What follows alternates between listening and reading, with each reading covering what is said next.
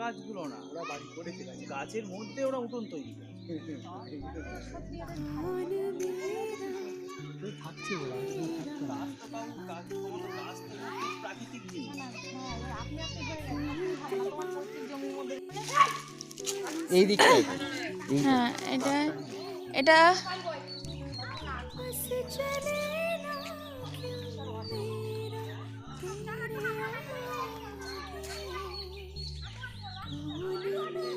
এই জায়গাটা আমার খুব ভালো লেগেছে, এই ফুলের এই জায়গাটা। দেখো এই ফুলের জায়গাটা খুব সুন্দর লাগছে দেখতে।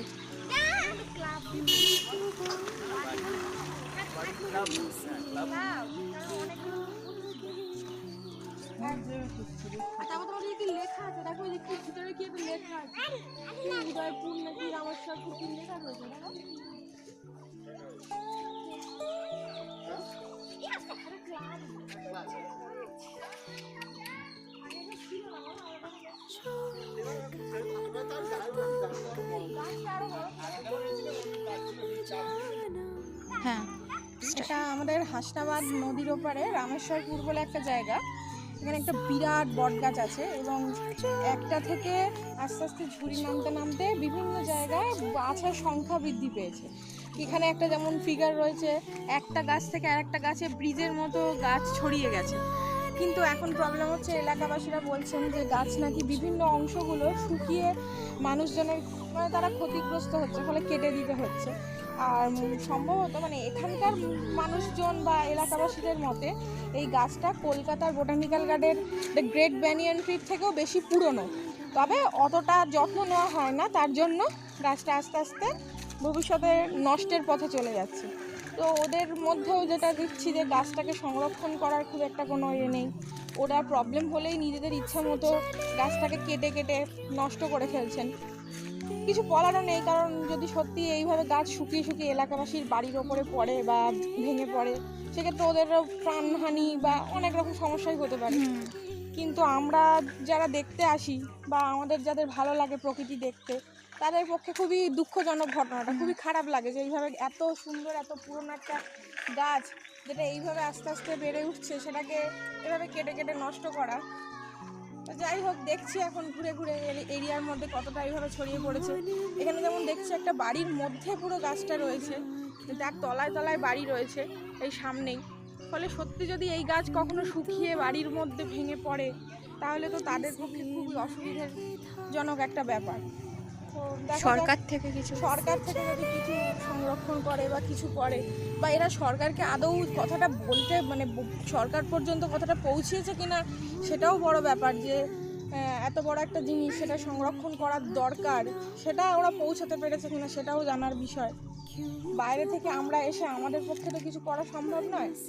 হ্যাঁ, বড়জোর সোশ্যাল মিডিয়া বা এর দ্বারা আমরা হয়তো। আর এখানে আসতে গেলে কি করে আসতে হবে?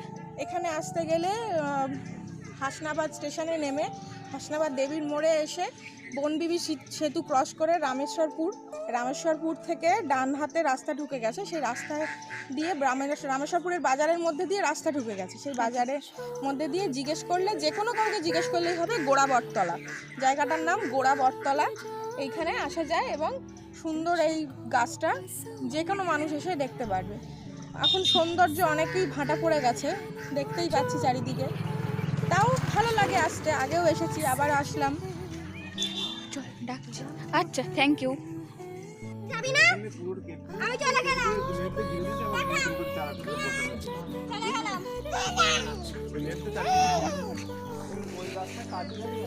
কোন গাছ থেকে কাটবি রে?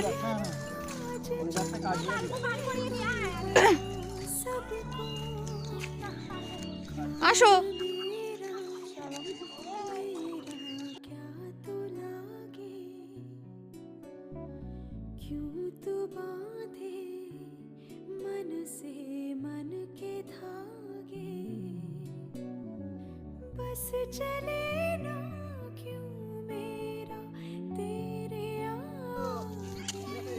এটার নাম কি জানো? রিসর্ট দক্ষিণ হাওয়া রিসর্ট।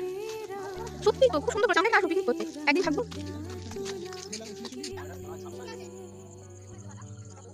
আমার ফোনটা অনেক পুরনো।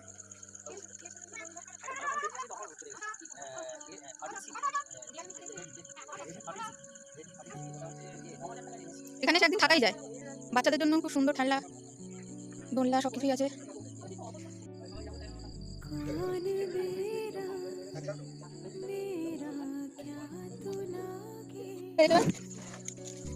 খুব সুন্দর মশলা না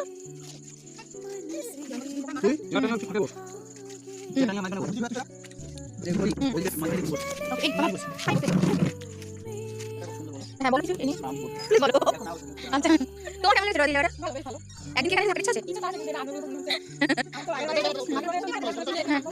হ্যাঁ হবে হবে পিকনিক মতো হবে, রংটা দিন আসবো পূর্ণিমাতে আবার আছে না আছে। হ্যাঁ আর গরমকালে ভালো হবে, হাওয়াটা ভালো আসবে।